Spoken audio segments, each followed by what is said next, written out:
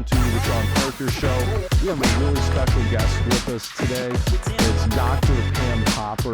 People in Central Ohio certainly know of Dr. Popper and who she is, what she's done.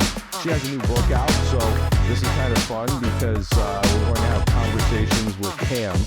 But effectively, she's been one of the leading voices in terms of personal health care, personal responsibility in health care, taking a look at what our government is telling us is the best course of action in our self-reliance, and saying, you know what, it's up to you. It's up to us to take care of ourselves.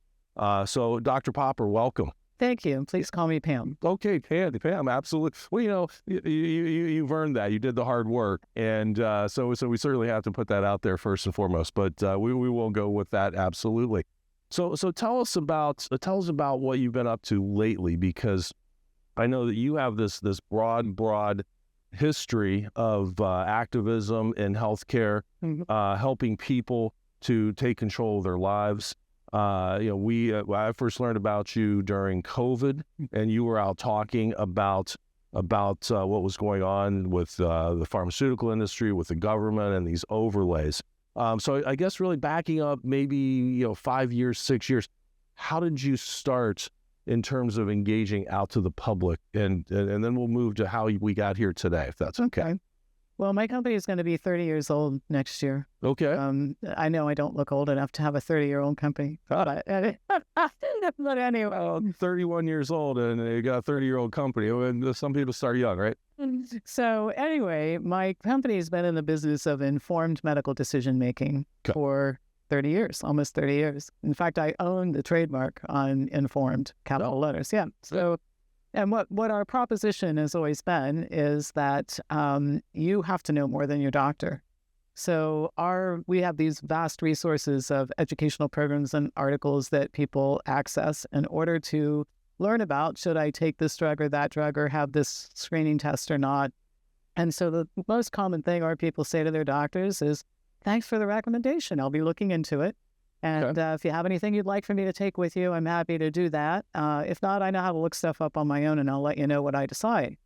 And when you're not in an emergency situation, that's perfectly appropriate. And it reduces about 65% of the cost of healthcare, because when people see the risks and benefits in black and white terms, their enthusiasm for a lot of things is reduced. So as you might imagine, I'm not very popular among the healthcare circles because of that. But the other thing is people remain healthier because for a very long time, medicine has actually been making people sick, just as much as bad habits, bad eating, lack of exercise, and etc.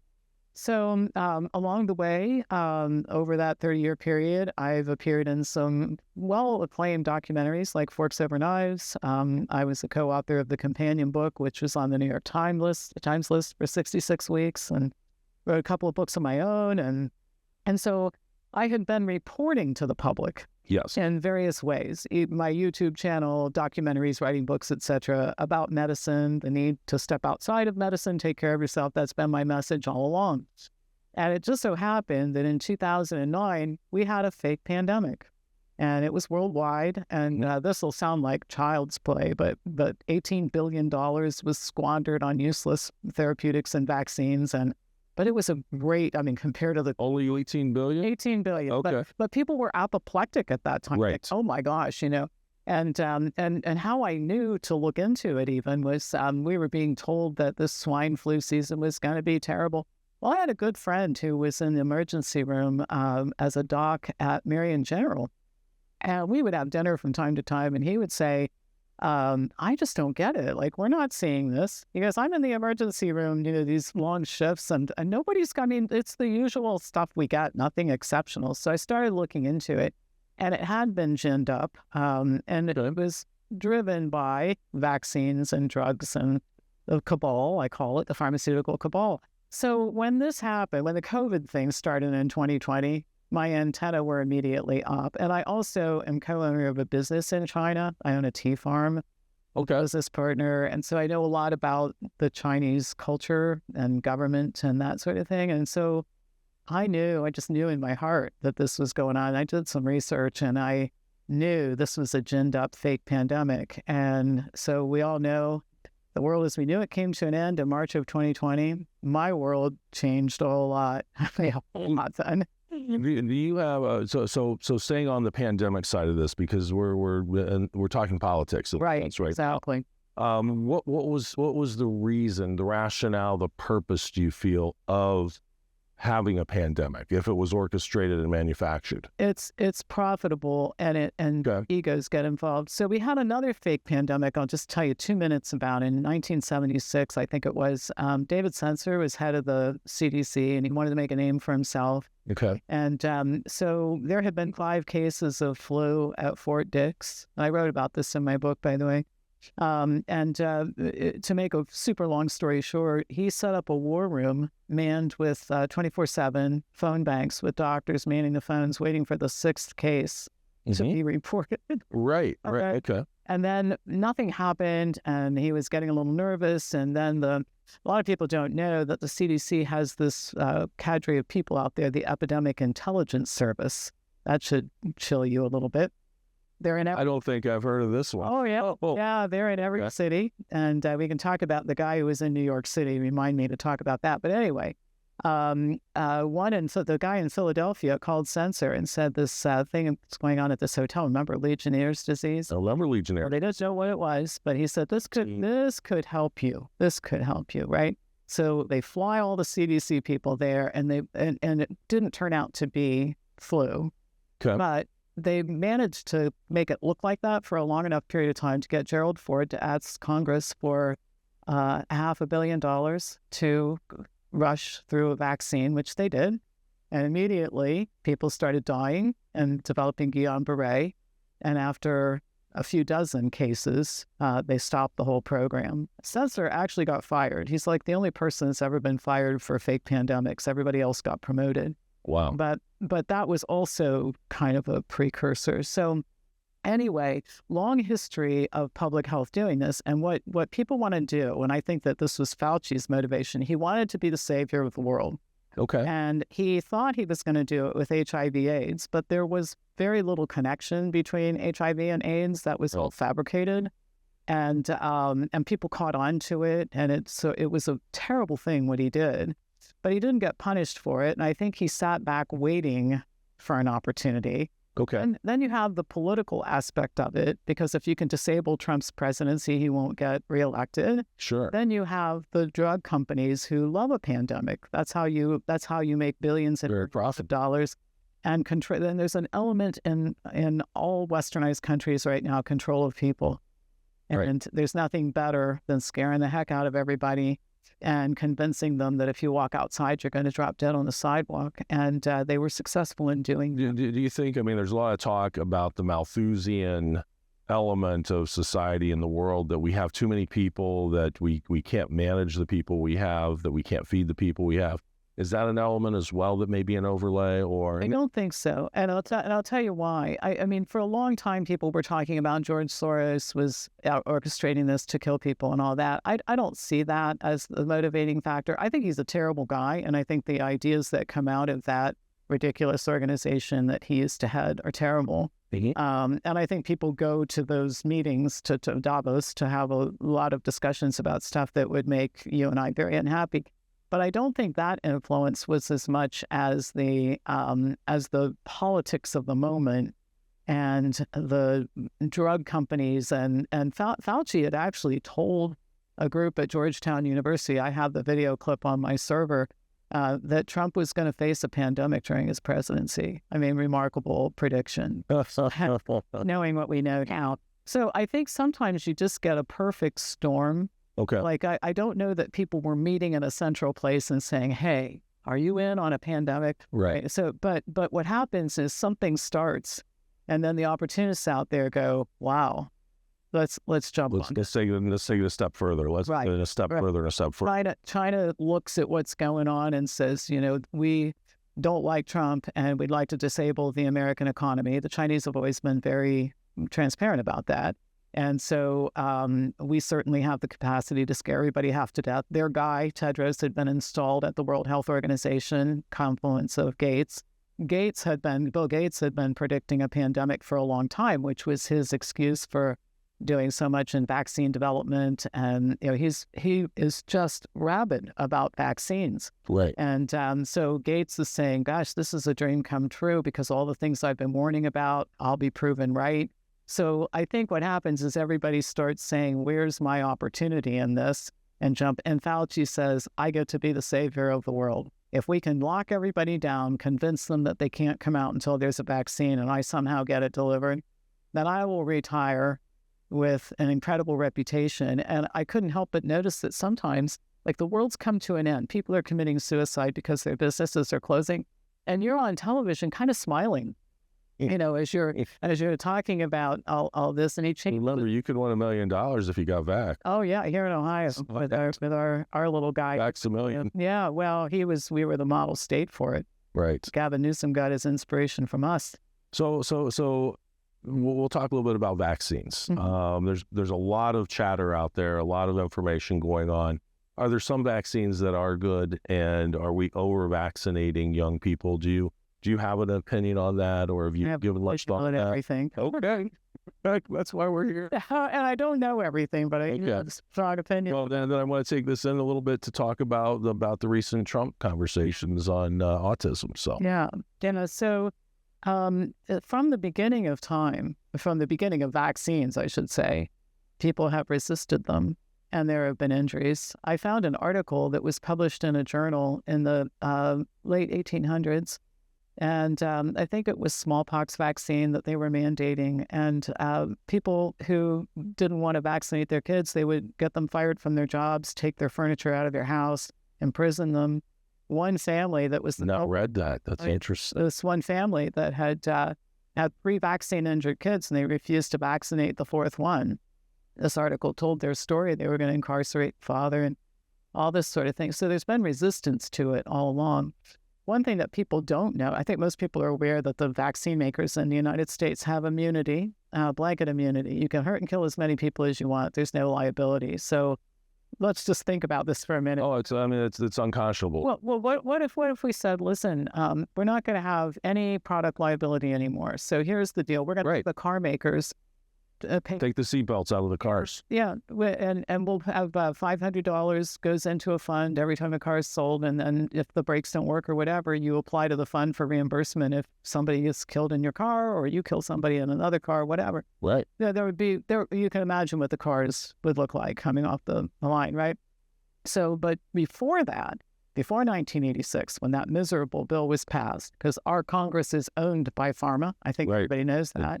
The vaccine makers were failing miserably because nobody wanted their products. And so Letterly Labs, which made, I think, the only DPT vaccine, I think that was the one they were making, their liabilities for injury were 200 times their annual sales. So the vaccine companies went to Congress and said, we're going to stop making them and selling them here unless you guys do something. Okay. Which would have... So we overcorrected and give them blanket immunity? Blanket immunity. And people still wouldn't get the vaccines. And so that's when the mandates started. Well, we're just going to have to mandate it. And one of the members of the EIS, the Epidemic Intelligence Service for the CDC, said one time, and an undercover reporter got him on tape, and he goes, people are stupid, so public health has to tell them what to do. And that's what we do. I do a lot in education, and I do think there is a large level of ignorance with our general population, and that's not to insult America, not to insult people. I think it's insulting to our education system, our information dissemination system. But there are people who are, I guess I hate to use the word sheep, but we behave like sheep, right? And we look to our trained people, our professionals. When you put on the white lab coat, obviously that elevates people to a completely different level. Have we overdone that in terms of taking people and disassociating personal responsibility from the providers that are the experts we're paying for the great advice? Yes, but back in the day in 1986, when this law was passed, we didn't have a population of sheep.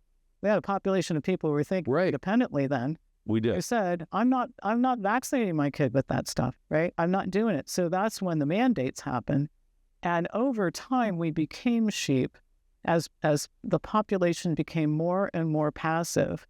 And it was done deliberately. And then the education system went downhill. Sure. I mean, I was a product of public education back when you had to actually know how to read and write to graduate from high school. And so it used such a novel idea. I know today, right? Right. We have simple requirements at Wellness Forum when we hire new people. You have to be literate. You have to be able to read a recipe or whatever. But anyway, the population became more passive and more willing to do what they were told and to defer to the expert class. And that's very unfortunate because even people with limited education can be super street smart. Right. Right. Well, I mean, some of the, one of the greatest ways to become a multimillionaire in America is not to go to college. Right. I mean, college gets in the way of your creativity in many respects. You look at Sam Walton, for instance. I mean, this guy figured out everything. Dave Thomas, founder of Wendy's. I mean, when I hand his book out when a person starts with my company, I said, read this book. It is the great rags to riches Horatio Alger story of America. But it's common sense. And on one level, an educated population has common sense because they have a framework to work off of to make discernments with a level of education. And I know we've taken that away from people, and that's a challenging thing. But we've also orchestrated. We talk about big pharma, and I actually, at the first part of my career, worked in over-the-counter medications, and I saw the amount of money that was moving into convincing people that they had problems that they didn't have. And I talked with people on the ethical side and saw the amount of money that was being utilized to take over physicians' practices, to infiltrate and to get the physicians to write prescriptions, which was just mind-boggling. Today we have ads on TV, and people are told, and there's two sides of thought on that. But when I saw the restless leg syndrome ads come out, and I'm thinking, okay, is that fidgeting? And I'm not just hydration, or is it right? But we went so far to the extreme, and you had to have pause and say, okay, what is it that people are being told, and how do we put the gatekeepers in? And I think you and I are both like-minded that education is the ultimate gatekeeper. Well, it is, but there's education and then there's education. And so a high school education, public school education, because I'm 69, so I went to school when you actually had to know how to read and write to graduate. Right. And we had to take creative writing, and we had to read the great books of history and literature and all that sort of thing. So high school graduates were competent. And another thing I'll bring up too, we all started working as teenagers, right? So we had some practical. This is interesting. Yeah. Well, I mean, I remember, not really clearly, but I do remember at a certain point in time when I was like 12, my parents telling me, if you want to go to the movies with your friends and stuff like that, you're going to need to start babysitting. Right. Right. So, I mean, I didn't make a whole lot of money doing it, but I learned, well, I can either go to the movies or I can buy this or whatever, but you started to have some practical skills for living because that's the way we grew up. What happened is that public education got completely hijacked by very liberal people who thought that it was more important to teach transgender education and communism than it was to teach reading and writing. And then we got into this, everybody needs to go to college, and really showing a lot of disrespect for the trades. And I remember I have a little place up in Port Pleasant, and my neighbor is a route manager for Cintas. And we were having a conversation one day, and he goes, I'm really sick and tired of people disrespecting people like me. He goes, I have a vacation home paid for. I own my house. I'm putting my daughter through college. Right. I'm not a second class. I've got $800,000 in my 401k, and I'm not a second class citizen, and he's not.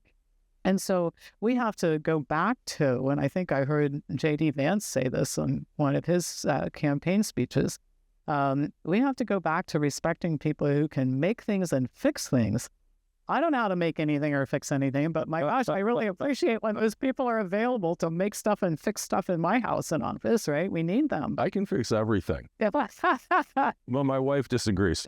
Well, my dad was like that too. My mother used to put her body up against the dishwasher or something else. Don't have to. We'll call somebody. My father thought he knew how to fix things, not so much. Yeah, my wife hands me the phone and says, "Call somebody." Yeah. Right. So, but I'll tell you what, that there was a resilience, and a funny segue. I remember coming home from school. I was probably in third grade, and back in the days, radios had transistors and tubes and all sorts of things. And my mom had a newspaper spread across the kitchen table, and she had taken a radio apart that was on top of our refrigerator that we listened to every day. And I looked and I said, "What are you doing?" And she said, "If someone put this together, I can take it apart, find what's missing in this that's not working, and I can put it back together and make it work." Mm-hmm. And she was a product of the Depression, Mm-hmm. and that was resilience. Mm-hmm. That Exactly. and I looked at I've told that story many times. And we are no longer a resilient society. We are a disposable society. Exactly. It throws things away. We take personal accountability off the table, and we look for the easy answer, and we certainly don't want to participate in the process. Now, let's talking about healthcare, participating in the process. Yeah. What should people do when they are interacting with, if I may, in your opinion, when they're interacting with a physician, talking about their formulary for how they're going to live their life? What should a person do, in your opinion, as someone who's practiced medicine for quite some time? Right. And I haven't really practiced medicine because I'm not licensed in Ohio. Mine's an advisory role, just to be clear. But the first thing is, long before you're interacting with medicine, we have to look at what's going on right now. The medical system's collapsing. And what this is going to force people to do is to take personal responsibility, much in the way that you take responsibility for your house and your car. So can you imagine if everything that went wrong in your house, like you need new gutters, and then the chimney needs to be cleaned, then you have to have a dead tree taken out, and you're making a claim on your insurance every time. Well, homeowners insurance would cost like $10,000 a year. Nobody could afford it. So we're expected to... That might be the case today. Well, it might be, but for some of those reasons. And the same thing with cars. I mean, I just took my car in to get the oil changed this week because you have to do scheduled maintenance on your cars and other things that you own. And then the insurance claim is for something catastrophic you weren't expecting. You get in an accident, or the house burns down, God forbid, or a tree falls on it, right? So you have to do that with your body. The only way out of this mess that we're in with healthcare is you have to say, listen, I have to learn about how to care for and feed a body to keep myself from needing so much medical care. And I'm going to have to pay cash for it, which will cause people to think twice about what they're doing. We are spending billions of dollars on these terrible GLP-1 agonists that are disabling. We're going to be paying for this. The day they put me in the ground, we're going to still be paying for this, right? That's how much money this is costing in terms of side effects and that sort of thing. These people are getting fatter on this, right? They're losing muscle mass and gaining fat, which is going to make them worse off after they stop taking them, because at $15,000 a year, we can't continue to pay for this, and they can't pay for it. It's not sustainable. The point is, if everybody was told, I'll be happy to prescribe it, it's $15,000 a year, nobody's taking it, right? So we have to get some price sensitivity in here. We've got to have people understanding the cost of things, and maintaining your weight is your responsibility. It's not society's responsibility to pay for you to take this $15,000 a year drug because you don't want to go to the gym and you don't want to exercise. I go to the gym, I exercise, I eat well, I work on taking care of my body, and I frankly don't want to take care of yours because you choose not to do those things. Just like personal responsibility, that's what we call it. Oh my God, people think I'm a terrible person for suggesting it. You don't understand, Pam, obesity is genetic. No, it's not. And that's another, we have to teach people to know the truth about these things. I come from a family, just by way of example, where everybody on my mother's side of the family has autoimmune disease. My uncle was a type 1 diabetic. My mother had rheumatoid arthritis. My grandmother had rheumatoid arthritis. My sister has autoimmune diseases. Nothing's wrong with me. Why? Because I don't take care of myself the way that they did. My mother ate a terrible diet. She didn't exercise. She, I think, had a bit of an alcohol problem looking back. I don't think we talked about it much back then, kept a secret, but I think that was going on. And so I could eat myself and drink myself into the family disease if I wanted to, but I don't want to, because the answer isn't to get sick and then let somebody pay for it. It's my responsibility to stay well. Now, if I'm in a car accident or a tree falls on my head, everybody understands I'm going to need a lot of emergency intervention, and we're happy to pay for that, right? So that's the first thing. The second thing is that you have to make medical decisions the way that you make all other decisions. So think about it this way. Have you ever heard of a person standing in the driveway with a realtor saying, I got to tell you, I'm really stupid about real estate, so you're just going to have to tell me where to live, right? Nobody does that. Again, that's the personal responsibility. You have to look up the comps on the street. Can I afford to pay the taxes? I'm going to have a third party come out and look at this place, even aside from the inspector, to make sure that the thing isn't ready to fall down. Can I afford the mortgage payment, et cetera, right? How about cars? Anybody walk into a dealership and say, I'm a mechanical idiot. You're going to have to tell me what to drive. Somehow we all buy cars and we make intelligent decisions. And then we walk into a doctor's office, flop ourselves on a table after spending no time on scheduled maintenance for the body and say, do whatever you want to because my insurance will pay for it. I'll complain about the $300 deductible as I suck up $100,000 worth of care. Right. But basically, I don't have to take personal responsibility for it. And until we change that dynamic, it's never going to work financially. And people are going to have miserable lives. This is the other thing, too. I tell people this is not just about saving money and staying away from doctors. It's about living a spectacular life. I'm 69 years old. I like that word, spectacular. Oh, it is. That's a great attitude. It's showing people what's possible. I'm 69 years old. I can run 9-minute miles for 45 minutes or so. Mm-hmm. I'm in great shape. I can bench press a lot of weight. I can work 18 hours a day and I don't get tired. I'm mentally competent. So some people could disagree with that, but I know that I am. Right. I'm writing books. I'm speaking.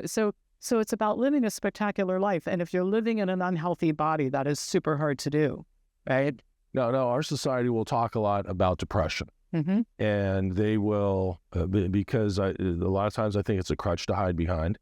I'm not saying that it's not a real thing, but is unhealthy living a cause of depression, possibly? Well, depression can result from not feeling good. I'm tired, I'm worn out, I don't have any energy. But it's not a physical disorder. Real depression is a thinking disorder. Okay. Or it's problems of living. And you don't drug people for problems of living. That's what the heroin addicts on the street are doing. They're drugging away their problems. That's how they end up there. So there's a form of therapy called cognitive therapy. And it does for the brain what I can do for your body with diet and lifestyle habits, right? Okay. So it basically goes like this. People develop distorted thinking. We've all done it, by the way. And some of us resolve this by talking to our friends. Some of us, I have therapists on staff, so I can talk to them anytime I want when I get sideways about something. Yeah. But let's just take a scenario, okay, where my boyfriend breaks up with me and I'm devastated. And I start to tell myself, nobody loves me. Right. Okay, so the therapist, the good therapist, I'm using a very simple example, but it works for very complex things as well. So a very good therapist would say, well, let's challenge your belief system. Okay, so are you going to tell me that Kelly, who's worked for you for 22 years, doesn't love you? Well, no, she does. Okay, well, how about your friends, the Rothkars up at the lake? Well, of course they do. Well, now what I'm starting to do is question my assumption and learn that, listen, I'm going through a tough time. I really thought this guy was going to marry me, and now he's not. But I have a great life and a lot of people who love me.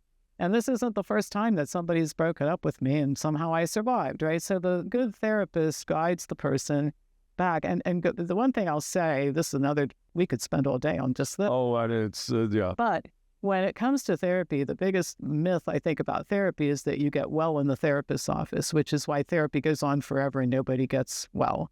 A good therapist, I always tell people, it's like piano lessons. My mother was a piano teacher. Okay, so you don't learn to play the piano in the lesson, you learn to practice. Right. And it's the 45 minutes a day of practice that turns you into a pianist, right? Yes. So the good therapist gives assignments. You're going to keep a journal. You're going to watch for certain things. And all the work is done during the 7 or 14 days between appointments. And so a good therapist can bring somebody back to good mental health within a fairly short. So again, personal accountability. Yeah. Participating in the process. Right. And then also having a foundation to work off of. Yeah. So that's a key. Let's talk about the book a little bit. You've got a new book. Okay. Tell us about what we're going to read, what we're going to learn when we read your book, and why you were compelled to write the book. Okay. If we may, just what because you're sharing a lot with society, which is very giving of you. So. Yeah, well, I do try to share a lot. To whom much, my parents taught me, to whom much is given, much is expected. Yeah. And I certainly have been blessed. I heard that in Spider-Man. Yeah. We should pay more attention to Spider-Man, right? You gotta keep the book up. That's right. Want to have Senator Schuler's Lincoln statue here take care of our book props. So. Yeah, so I've written books many times to tell my story about something and to allow people who don't know me personally or don't watch my videos and that sort of thing to learn. So this book, first of all, for, 15 years, I've had this monthly Conversations with Pam for Wellness Forum membership. We used to do it by conference call. Now we do it by Zoom. But wherever you are in the world, and we have members in 33 countries, you can log on, or if it's time-wise not good, you can even submit a question in advance. And twice a month for 90 minutes, I just answer questions about health. And it's a great format. I love it and enjoy doing it. Our members join in part to have access to that. So I like that Conversations with Pam. I actually trademarked the name. And so I thought, what if we wrote a book called Conversations with Pam? And I chose I own a school that trains health professionals, and I chose one of my graduates to write the book with because I knew her, and we enjoyed working together. And so I said, why don't we have a conversation about all things related to health? And we'll call the book Conversations with Pam. Maybe it'll be a series of books, I don't know. But the first one is The Power of Informed Healthcare. And I own the trademark on informed too. So anyway, that's what we did. And we go through... I think there are 18 or 20 chapters in the book. It's 560 pages with a lot of references. And we talk about everything ranging from how to care for the human body to public health, to fake pandemics, to COVID, to the medical system and how to interact with doctors. And there's a chapter called Making Them Irrelevant, where it's a call to action for people to say, look, it won't matter what the healthcare system is doing if I exist outside of it. It doesn't matter about vaccine mandates if my kids don't go to public school. Right. And it doesn't matter if the governor locks us down because I don't have to follow those directions. And by the way, I'm a dissident from way back. During the lockdowns, we were very proud of the fact that nobody in our group wore masks. We held a fundraiser for 300 people when the gathering limits were 10. Okay. And I followed none of the restrictions. I kept my business open. I kept my yoga studio open. The governor sent his goons in to see me, and they said, "We heard you're not complying." I said, "I'm not. Get out." Right. And they did, because they knew. What they were looking for is people who would believe that they had authority. I knew they didn't. So the point is that the lockdowns were concerning to me during COVID. They didn't affect me at all. A lot of things are concerning to me, but I've made them irrelevant for me personally. Right. So we need to take our power back. And the way that we do this is organizing ourselves in groups, local. Everything has to be local. And I know that's what you're working on too. That's what we do. That's exactly right. We return power to people. Right. So think about it this way. So people say, gosh, I wish I had an independent doctor who I could go to who isn't on the payroll for pharma and doesn't work for the medical centers here in Central Ohio.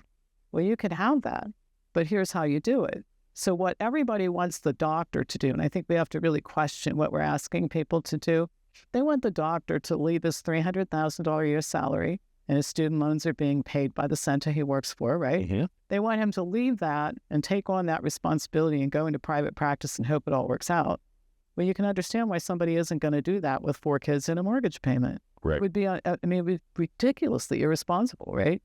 Okay, so how about this? How about we organize a group of people and we go see a doctor who we like? I can think of 3 or 4 of them right now that would be great. Mm-hmm. And we say, look, we have 1,500 people ready to pay you $1,000 for concierge health. All you have to do is leave this place and go over here. We've even found a place for you to have an office. My building would be a good place, by the way. Okay. And we're ready to pay that money. All of a sudden now the guy's getting a raise, and he's got a clientele, patient base. And so we have to, but that involves us taking responsibility for it instead of sitting in our houses and wishing it was different. Because if wishes were horses, well, one thing that's happened, and I'll tell you, because this is one of the things that I've worked on with the charter school that we started. We also have a classical education, very important to me. We started a charter school which hatched a private classical academy, the first two classical schools in Central Ohio, which classical education is just the return of how we used to learn. That's all it is. It's nothing new. It is the way that people in our generation learned. We learned classical education. Right. We talked about the classics and reading great literature, for example. When that was removed, all of a sudden, people didn't learn, they weren't as smart. But we also had another theme that went on with teachers no longer being professionals. Teachers became employees, and I see a commonality in the concept. And I saw this happening when the healthcare systems, when the private practices were all bought up by healthcare. And they said it's going to be very easy. You don't have to do bookkeeping anymore. You don't have to do accounting. You don't have to hire your nurses. And you're going to have a very simple life. You're just going to get to practice medicine. But what they didn't tell them is you're only going to get to practice our version of medicine. And concierge medicine is coming back in vogue, it seems like. And from an affordability standpoint, what does it cost for a person to hire a concierge physician? And is concierge the right adjective to use in that context? I think that's the best way. Okay. And find a good general practitioner. Everything's gone to specialization, and it doesn't need to be that for just general health. Right. My practice is concierge, and again, I'm consulting with people and making our resources, our informed resources, available. But it's an annual fee, and people, and we know about people, and it's easy to pick up this discussion where we left off and that sort of thing. So I think concierge is the answer. And sorry, I thought I had that off. That's our stuff. No worries. So yeah, I think that is the answer. And there's another development. I don't know if you're aware of this, that's making things even. It's going to motivate people. I hope it motivates people to really act sooner rather than later on this idea of getting doctors, the good ones, out of this mess that they're in. Private equity is buying these practices now. Right. And I watched a Senate hearing about 3 hospitals in Connecticut. This is terrifying. They were bought by an equity firm that's owned by another equity firm. This is a healthcare equity firm. So what these companies do is they buy and flip, which is great for shopping centers, but not so good for medicine. Not good for shopping centers necessarily either, but in all honesty. Yeah, good for medicine. Right. So anyway, these 3 hospitals get bought by private equity that does healthcare owned by another private equity firm. And they decide that the way they're going to cut costs is they're just going to stop paying their bills. So doctors would be in the operating room and nurses, and they would not have the things that they need and go running through the halls while the person's laying on the table trying to find supplies.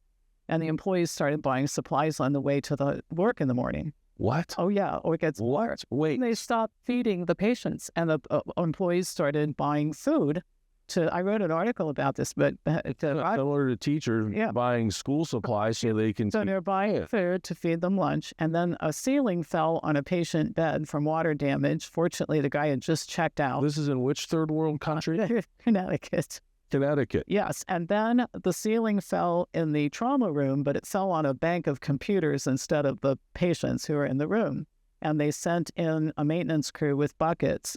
So as if that wasn't enough, the company, the private equity firm that owned the private equity firm, decided to buy the land that one of the hospitals was on and lease it back. And the lease payment was so high, it bankrupted the hospital, and everything is closed except for the mental health wing and an emergency room. But they can't admit anybody without taking them someplace else. And that's becoming a problem as these hospitals are shutting down in areas, because a 45-minute helicopter ride could be the difference if you've had a heart attack between surviving and not surviving. Here in Central Ohio, Absolutely. 5-minute ambulance ride from some. So it's one of the reasons people live in Central Ohio is medical care and our access to medical care. Yeah, well, which is not as good as you would think. Right. In many respects. Yes. But still, when people do have heart attacks, they get in car accidents, they need to be taken quickly to a medical center, and that's going away in a lot of rural America. And then you have this private equity situation where they're trying to increase the profitability of various practices. They're doing it outside of hospital environments too. They're buying dermatology practices or starting dermatology practices. I was paid specialty more than oncologists now, right? Because the marketing firm taught them how to screen for skin cancer. And when the tool that you have is a hammer, everything starts looking like a nail. So every skin tag and mole's now being called cancer. Right. And every time they scrape a little piece off, $1,200 is billed to somebody, Medicare, Medicaid, or your insurance company. Exactly. Well, they're also buying, right now there's a huge surge, and they're paying enormous fees to buy veterinarian practice. Because there's so much money in cats and dogs. Oh, and that's going the same way where you don't have independent thinking. They're vaccinating the hell out of our animals, just like they are our children. And it's very difficult to keep that from happening. A whole nother segue that you can go days on. Think about what's happening to our food supply. Yes. And I mean, different stories for different things. We probably should go ahead, and we've gone on, and hopefully we will do some more conversations with you. It's fun. No, because you are a wealth of knowledge. You understand the free market and personal accountability. That's one of the things that we talk about all the time. We think that people have to get out of bed in the morning and say, okay, I'm responsible for me, I'm responsible for my family, and then I'm responsible for my society. Yes. And if you can't take care of you, you can't take care of your family. If you can't take care of your family, then you are not taking care of society. So it's that downhill.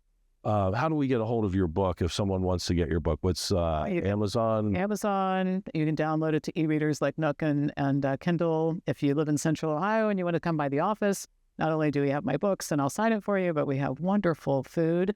And we have a food over medicine club that meets at the office. We do in a hot yoga studio. So we have a lot of wonderful, it's a health oasis. Okay. So come visit us on Wilson Bridge Road. Okay. On Wilson Bridge Road. Dr. Pam Popper, thank you for being with us. Thank you. I'm smarter because I got to spend a little bit of time with you, and I hope that I become even smarter spending more time with you. Wonderful. Thank you so much. Thank you. Thank you. The views and opinions expressed on The Shawn Parker Show are for informational purposes only and should not be taken as financial, legal, or investment advice. Shawn Parker, The Shawn Parker Show, Parker Realty Associates, and their employees are not financial advisors, attorneys, or certified professionals, with an exception of licensed real estate professionals.